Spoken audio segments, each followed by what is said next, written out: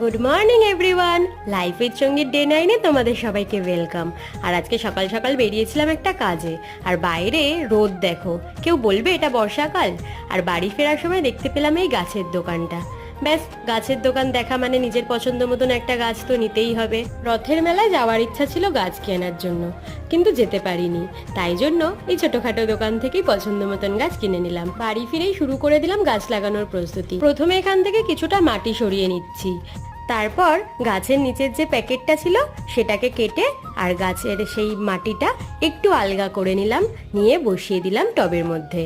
টব তো বলা ভুল, বালতি। আসলে গাছপ্রেমীরা যা পায় তাতেই গাছ বসিয়ে দেয়। তারা পুরনো ভাঙা বালতি বা জলের ড্রাম কোনোটাই ফেলে না। গাছটাকে এখন একটা লাঠির সাহায্যে একটু বেঁধে রাখলাম, যাতে ঝুঁকে না পড়ে যায়।